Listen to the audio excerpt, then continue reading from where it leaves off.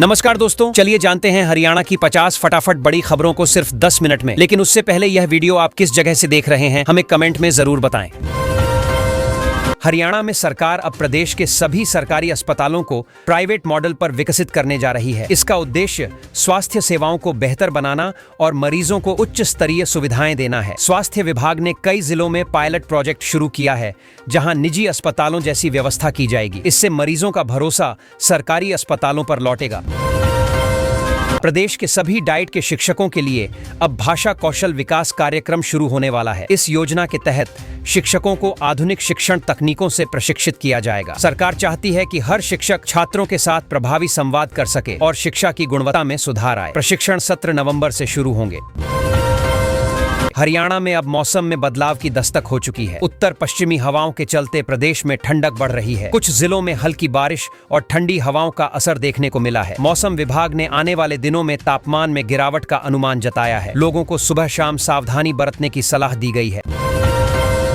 हरियाणा में वायु प्रदूषण लगातार बढ़ता जा रहा है। देश के 4 सबसे प्रदूषित शहरों में हरियाणा के भी नाम शामिल हैं। प्रदूषण नियंत्रण बोर्ड ने चेतावनी दी है कि यदि प्रदूषण का स्तर ऐसे ही बढ़ता रहा तो सांस संबंधी बीमारियों का खतरा और बढ़ जाएगा। लोगों को मास्क पहनने और सुबह की सैर टालने की सलाह दी गई है। गुरुग्राम में ग्रैब 2 लागू होने से उद्योगों को परेशानी का सामना करना पड़ रहा है। उत्पादन प्रभावित हो रहा है और कारोबारी नुकसान झेल रहे हैं। प्रदूषण नियंत्रण के लिए उठाए गए कदमों से कई यूनिट्स को अस्थायी रूप से बंद करना पड़ा है। उद्योगपतियों ने सरकार से राहत की मांग की है ताकि आर्थिक गतिविधियां न ठप हों। हरियाणा के स्कूलों में अब इकोनॉमिक्स विषय के शिक्षकों की भर्ती का रास्ता साफ हो गया है। हरियाणा लोक सेवा आयोग ने रिजल्ट जारी कर दिया है। शिक्षा विभाग ने कहा कि जल्द ही चयनित उम्मीदवारों को नियुक्ति पत्र सौंपे जाएंगे। इससे स्कूलों में अध्यापन कार्य सुचारू रूप से चल सकेगा और छात्रों को पढ़ाई में लाभ मिलेगा।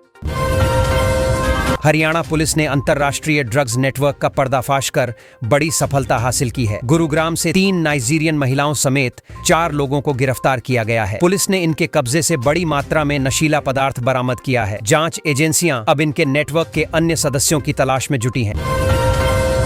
हरियाणा में चुनाव आयोग अब मतदान प्रक्रिया पर रियल टाइम नजर रखेगा। हर 2 घंटे में अपडेट मिलने से चुनावी पारदर्शिता और सुरक्षा दोनों बढ़ेंगी। अधिकारियों को निर्देश दिए गए हैं कि मतदान केंद्रों से डेटा तुरंत अपलोड किया जाए। इससे किसी भी गड़बड़ी पर तुरंत कार्रवाई की जा सकेगी। हरियाणा बॉर्डर पर यूपी के किसानों का धान रोके जाने से हंगामा मच गया। किसानों का कहना है कि उनके वैध कागज होने के बावजूद धान की एंट्री नहीं दी जा रही है। दोनों राज्यों के प्रशासनिक अधिकारी मौके पर पहुंचे और स्थिति को संभाला। किसानों ने चेतावनी दी है कि अगर जल्द समाधान नहीं हुआ तो बड़ा आंदोलन करेंगे। मिलेनियम सिटी गुरुग्राम की हवा एक बार फिर खतरनाक स्तर पर पहुंच गई है। वायु गुणवत्ता सूचकांक गंभीर श्रेणी में है। विशेषज्ञों ने लोगों से सुबह टहलने से बचने और घरों में एयर प्यूरिफायर इस्तेमाल करने की अपील की है। प्रशासन ने भी निर्माण कार्यों पर सख्ती बढ़ाई है और एंटी स्मॉग गन के प्रयोग की तैयारी की जा रही है।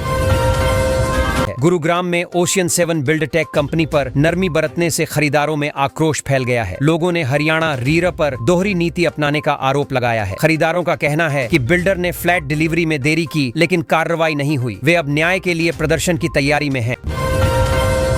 मानेसर फ्लाईओवर की घोषणा के बावजूद निर्माण कार्य शुरू नहीं हो सका है। इससे औद्योगिक क्षेत्र की आवाजाही और उत्पादन पर असर पड़ रहा है। कारोबारी संगठन लगातार सरकार से मांग कर रहे हैं कि इस परियोजना को जल्द शुरू किया जाए। प्रशासन ने कहा है कि फंड और तकनीकी स्वीकृति की प्रक्रिया अंतिम चरण में है। गुरुग्राम पुलिस ने छठ पर्व को लेकर सुरक्षा के पुख्ता इंतजाम किए हैं। घाटों पर भीड़ नियंत्रण के लिए 1000 पुलिसकर्मी तैनात रहेंगे। ड्रोन से निगरानी और बैरिकेडिंग की व्यवस्था भी की गई है। प्रशासन ने श्रद्धालुओं से अपील की है कि वे सुरक्षा निर्देशों का पालन करें और अनुशासन बनाए रखें। गुरुग्राम में 2000 वाहन चालकों पर पुलिस ने कार्रवाई की है। कई जगहों पर नाके लगाकर ट्रैफिक नियम तोड़ने वालों को पकड़ा गया। पुलिस ने चेतावनी दी है कि अब मैनुअल चालान की जगह ई चालान प्रणाली लागू होगी। इससे पारदर्शिता बढ़ेगी और रिश्वतखोरी पर रोक लगेगी। वाहन चालकों के लिए राहत की खबर है। अब गुरुग्राम ट्रैफिक पुलिस मैनुअल चालान नहीं काटेगी। डीजीपी ने आदेश जारी कर दिए हैं कि सभी चालान डिजिटल माध्यम से होंगे। इससे गलत चालान और मानव त्रुटि की संभावना खत्म होगी। लोगों ने इस निर्णय का स्वागत किया है। हरियाणा में एसीपी ट्रैफिक ने रेहड़ी फड़ियों के खिलाफ अभियान चलाया। कई जगहों पर अतिक्रमण हटाने के लिए बुलडोजर चलाया गया। सोशल मीडिया पर लोगों ने इसकी आलोचना की और गरीबों के साथ अन्याय बताया। प्रशासन ने कहा कि कार्रवाई ट्रैफिक व्यवस्था सुधारने के लिए की गई है। उड़ता हरियाणा अब उजड़ता हरियाणा बन गया है, ऐसा बयान कांग्रेस नेता सुरजेवाला ने दिया। उन्होंने कहा कि सरकार प्रदूषण, बेरोजगारी और भ्रष्टाचार पर नियंत्रण करने में नाकाम रही है। उन्होंने जनता से आगामी चुनाव में जवाब देने की अपील की। बीजेपी नेताओं ने इस बयान को भ्रामक बताया है। हरियाणा के बिजली निगम के चीफ इंजीनियर ने एसडीओ को फटकार लगाते हुए चार्जशीट जारी की है। शिकायत थी कि क्षेत्र में लगातार बिजली कटौती हो रही थी और लापरवाही बरती जा रही थी। इंजीनियर ने कहा कि काम में लापरवाही बर्दाश्त नहीं की जाएगी और जिम्मेदारी तय होगी। हरियाणा पुलिस ने अंतर्राष्ट्रीय अपराध सिंडिकेट पर बड़ा प्रहार किया है। कई आरोपियों को गिरफ्तार किया गया और अवैध संपत्ति जब्त की गई। पुलिस ने बताया कि यह गिरोह साइबर फ्रॉड और मनी लॉन्ड्रिंग में शामिल था। जांच एजेंसियां अब विदेशी कनेक्शन की भी जांच कर रही हैं। हरियाणा मानवाधिकार आयोग ने पुलिस हिरासत में प्रताड़ना के आरोपों को गंभीरता से लिया है। आयोग ने डीजीपी से रिपोर्ट तलब की है और मामले की जांच के निर्देश दिए हैं। पीड़ित परिवार ने न्याय की मांग की है। आयोग ने कहा है कि यदि दोष साबित हुआ तो सख्त कार्रवाई की जाएगी। रेजांगला शहीद सम्मान यात्रा 2 नवंबर को हरियाणा पहुंचेगी। कार्यक्रम में सैनिकों के परिवार और बड़ी संख्या में लोग शामिल होंगे। आयोजकों ने बताया कि यह यात्रा देशभक्ति और शहीदों के सम्मान का प्रतीक है। राज्य सरकार ने स्वागत की तैयारियां पूरी कर ली हैं। अब हरियाणा के चौराहों पर ट्रैफिक पुलिस तैनात नहीं रहेगी, फिर भी चालान कटेंगे। ऑटोमेटिक कैमरा सिस्टम से नियम तोड़ने वालों पर जुर्माना लगेगा। यह कदम ट्रैफिक मॉनिटरिंग को आधुनिक बनाने की दिशा में उठाया गया है। पुलिस ने लोगों से यातायात नियमों का पालन करने की अपील की है। गुरुग्राम मेट्रो स्टेशन के पास जेड चौक पर अंडरपास बनाने की तैयारी शुरू हो गई है। इससे ट्रैफिक जाम की समस्या में राहत मिलेगी। प्रशासन ने कहा कि परियोजना जल्द शुरू की जाएगी और निर्माण में आधुनिक तकनीक का प्रयोग होगा। लोगों को आने जाने में सुविधा होगी। लाडो लक्ष्मी योजना में अब तक 43,000 पात्र महिलाओं ने रजिस्ट्रेशन करवा लिया है। महिलाओं के लिए यह योजना उनकी आर्थिक स्थिति सुधारने और सशक्त बनने का एक अच्छा अवसर है, जिससे उन्हें सीधे लाभ मिलेगा और सरकार की मदद उनके घर तक पहुंचेगी। हरियाणा सरकार ने कर्मचारियों और पेंशनरों के महंगाई भत्ते को 3% बढ़ाया है। इसका मतलब है कि उनके वेतन में अब थोड़ी बढ़ोतरी होगी और रोजमर्रा के खर्चों में राहत मिलेगी। यह कदम सीधे लोगों की जेब पर असर डालने वाला है। स्कॉलरशिप के लिए अब बैंक खातों में अपडेट जरूरी है। सीएम सैनी ने कहा कि छात्र छात्राओं को स्कॉलरशिप लेने के लिए अपना सही बैंक विवरण देना होगा। इससे पैसे सीधे खातों में आएंगे और कोई दिक्कत नहीं होगी। शहरों में गरीबों के लिए अब कॉलोनियों में 20% प्लॉट और 15% मकान रिजर्व होंगे। इसका मतलब है कि गरीब और मध्यम वर्ग के लोगों के लिए घर आसानी से उपलब्ध होंगे। सरकार शहरों में रहने वालों की सुविधा और हक सुनिश्चित कर रही है। गुरु तेग बहादुर के 350वें शहीदी दिवस समापन समारोह में प्रधानमंत्री मोदी कुरुक्षेत्र आएंगे। यह कार्यक्रम धार्मिक और ऐतिहासिक दृष्टि से बहुत महत्वपूर्ण है। लोगों को इससे प्रेरणा मिलेगी और राष्ट्रीय एकता का संदेश जाएगा। कक्षा 9वीं से 12वीं की अर्धवार्षिक परीक्षाओं की तारीख अब तय हो गई है। छात्रों को अपने समय अनुसार तैयारी करनी होगी। परीक्षा का समय और डेटा शीट जल्दी जारी होगी ताकि विद्यार्थी अपनी पढ़ाई व्यवस्थित तरीके से कर सकें। हिसार के किसानों को अब गेहूं की उन्नत किस्म WH1402 का लाभ मिलेगा। इससे उनकी पैदावार बढ़ेगी और बेहतर उत्पादन के लिए किसानों को नई तकनीक से मदद मिलेगी। यह योजना कृषि सुधार और किसान सशक्तिकरण की दिशा में हिसार में बाढ़ बचाव प्रबंधों के नाम पर ढाणियों के लिए फर्जी कनेक्शन जारी किए गए। इसका मतलब है कि कुछ जगहों पर नियमों का उल्लंघन हुआ है और प्रशासन को इसकी जांच करनी होगी ताकि भविष्य में यह दोबारा न हो।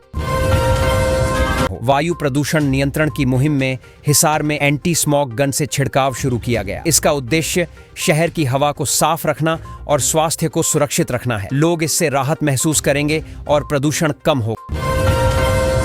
हरियाणा में फैल रही एक भयानक बीमारी को लेकर एडवाइजरी जारी की गई। पशुपालकों को सचेत किया गया है कि अपने पशुओं की सुरक्षा और स्वास्थ्य का ध्यान रखें। इससे बीमारी को फैलने से रोका जा सकेगा और जानवर सुरक्षित रहेंगे। हरियाणा में किसानों के लिए अच्छी खबर है। मुख्यमंत्री नायब सैनी ने गन्ने का भाव बढ़ाकर एक ऐतिहासिक फैसला लिया है। किसानों ने भी इस निर्णय का स्वागत किया और मुख्यमंत्री को गन्ने की पुली भेंट कर आभार जताया। इससे किसानों की आमदनी बढ़ेगी और सरकार का भरोसा भी मजबूत हुआ है। हरियाणा के किसान खुश हैं क्योंकि मुख्यमंत्री सुमन सैनी ने घोषणा की है कि प्रदेश सरकार का लक्ष्य किसानों की आय दोगुनी करना है। उन्होंने कहा कि नई तकनीकों और योजनाओं से खेती को अधिक लाभकारी बनाया जाएगा, जिससे ग्रामीण अर्थव्यवस्था को मजबूती मिलेगी। कृषि क्षेत्र में अब हरियाणा बड़ा बदलाव देखने जा रहा है। खेतों में ड्रोन और डेटा तकनीक का उपयोग कर स्मार्ट फार्मिंग शुरू होगी। इससे किसानों को सटीक सिंचाई, उर्वरक और फसल प्रबंधन की सुविधा मिलेगी, जिससे उत्पादन और मुनाफा दोनों बढ़ेंगे। राज्य सरकार ने फसलों के दामों में बढ़ोतरी कर किसानों को राहत दी है। दैनिक ट्रिब्यून से बातचीत में रामकुमार कश्यप ने कहा कि इससे किसानों की आय में वृद्धि होगी। सरकार अब न्यूनतम समर्थन मूल्य पर भी तेजी से काम कर रही है।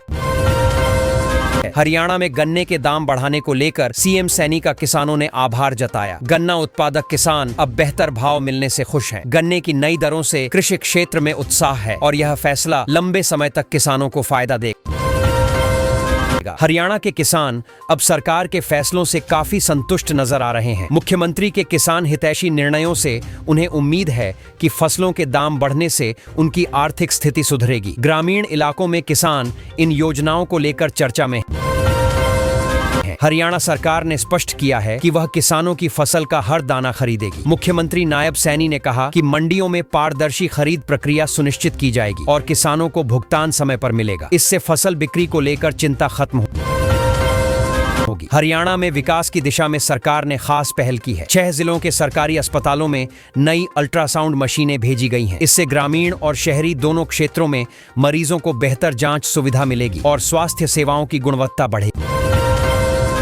हरियाणा में पर्यावरण की निगरानी को लेकर बड़ा कदम उठाया गया है। अब सिर्फ हवा नहीं बल्कि जमीन, पानी और शोर स्तर की भी वैज्ञानिक जांच होगी। इससे प्रदूषण के वास्तविक कारणों की पहचान कर सरकार बेहतर नीतियां बना सके। प्रदेश के कई छोटे शहर अब प्रदूषण के नए हॉटस्पॉट बन गए हैं। विशेषज्ञों ने बताया कि हरियाणा प्रदूषण नियंत्रण बोर्ड समय पर कार्रवाई नहीं कर सका। हवा लगातार बिगड़ती रही और औद्योगिक क्षेत्रों में धूल व धुआं मुख्य कारण बने हुए। हरियाणा में अब सभी जिमों में महिला ट्रेनर रखना अनिवार्य किया गया है। राज्य महिला आयोग ने यह कदम महिलाओं की सुरक्षा और सुविधा के लिए उठाया है। इससे जिम में आने वाली महिलाओं को आत्मविश्वास और सुरक्षित माहौल मिलेगा। हरियाणा सरकार ने दिसंबर में सरकारी कर्मचारियों के लिए पदोन्नति परीक्षाएं कराने का ऐलान किया है। यह परीक्षा पंचकूला में होगी और आवेदन की अंतिम तिथि तय कर दी गई है। यह मौका लंबे समय से प्रमोशन की प्रतीक्षा कर रहे कर्मचारियों के लिए सुनहरा अवसर है। मदन चौहान ने कहा कि मुख्यमंत्री द्वारा गन्ने का भाव बढ़ाना ऐतिहासिक निर्णय है। इससे किसानों की मेहनत का उचित मूल्य मिलेगा। लंबे समय से गन्ना किसानों की यह प्रमुख मांग थी, जिसे सरकार ने पूरा कर दिया। किसान संगठनों ने इसे सराहा। हरियाणा सीईटी आवेदन में सुधार की प्रक्रिया जारी है। उम्मीदवार 28 अक्टूबर तक अपने आवेदन में संशोधन कर सकते हैं। यह मौका उन युवाओं के लिए अहम है जिन्होंने गलती से गलत जानकारी भर दी थी और अब उसे सुधारना चाहते हैं। हरियाणा में मौसम में बदलाव देखा जा रहा है। कई इलाकों में हल्की बारिश की संभावना जताई गई है। मौसम विभाग का कहना है कि इससे तापमान में गिरावट आएगी और आने वाले दिनों में सुबह शाम ठंड बढ़ सकती है। महेंद्रगढ़ की रातें अब ठंडी होने लगी हैं। तापमान 14.5 डिग्री तक पहुंच गया है। वहीं नारनौल की हवा सबसे साफ दर्ज की गई है। लोग सुबह सुबह ताजी हवा का आनंद ले रहे हैं, जिससे प्रदूषण के बीच यह राहत की खबर है। हरियाणा में गुरु तेग बहादुर शहीदी दिवस और सरदार पटेल जयंती धूमधाम से मनाई जाएगी। साथ ही वंदे मातरम के 150 साल पूरे होने पर खास कार्यक्रम रखे जा रहे हैं। स्कूलों और संस्थानों में देशभक्ति से जुड़े आयोजन होंगे।